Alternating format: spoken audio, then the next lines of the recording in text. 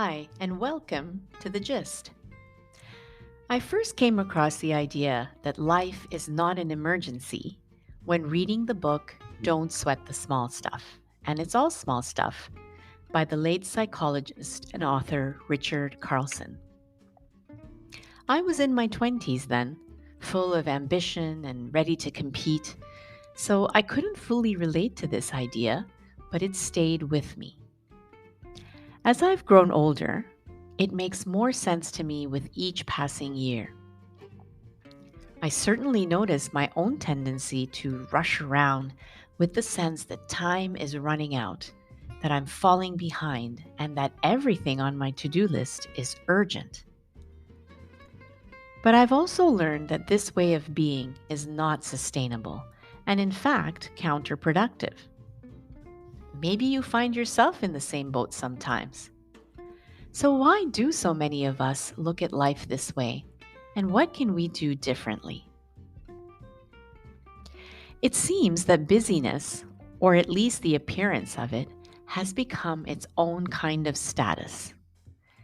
Having lots to do, skimping on sleep, and being stressed almost seem like badges of honor. The habit can start quite young, with overscheduled childhoods and teen years, and more of the same pattern into our adult years. So, of course, taking things slowly or doing less feels wrong. We get collectively caught up in the idea that more is better. The longer our to do lists, the more we'll achieve in life. But beyond wanting to fit into this hustle culture, there's likely genuinely a subconscious fear of falling behind or missing opportunities that other people might be enjoying because they're doing more with a greater sense of urgency. This is an understandable feeling, of course, as each of us wants, at least on some level, to succeed and maximize both our output and our resources. But keeping up appearances and living with the fear of falling behind takes a huge physical and emotional toll, to say nothing of the impact on our relationships. Operating in a chronic state of urgency can lead to all sorts of physical problems, ranging from disturbed sleep and appetite to stress related illnesses like anxiety, high blood pressure, heart disease, diabetes. It can also make us less emotionally stable, more reactive, and prone to hasty decision making. Living in emergency mode can also erode our ability to connect with other people. When we're always in a rush to finish one thing just so we can get to the next, we devalue the present moment. We can't slow down enough to really understand another person's perspective, build bonds, or effectively solve problems together. Of course, when we've operated this way for years, slowing down feels strange and unfamiliar.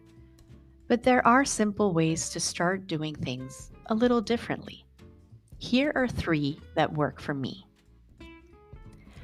We can begin by better prioritizing our to do lists. Once we start looking critically at what's important, many things magically fall to the bottom of our list. And with time, some things might fall off our lists completely, like make work tasks that never needed to be done in the first place. We can also start looking at life through the lens of quality, not just quantity. By asking ourselves about the quality of the time and energy we put into something, and also evaluating the quality of the output, we can begin doing fewer things, but doing them well. There is a great deal of satisfaction and peace that can come from this. Finally, we can simply start noticing our emergency thinking or behavior. Just the act of noticing allows us to reset. Take a few deep breaths, smile at ourselves, and approach whatever is in front of us in a more balanced manner. Saving our sense of urgency for things that truly deserve it frees us up to enjoy daily living just a little more. So let's try to let go of the idea that being relaxed stops us from succeeding in life, and remember these words by Richard Carlson. He says, "One of the major reasons so many of us remain hurried, frightened, and competitive and continue to live life as if it were one giant emergency is our fear that if we were to become more peaceful, we would suddenly stop achieving our goals. We would become lazy and apathetic. You can put this fear to rest by realizing that the opposite is actually true."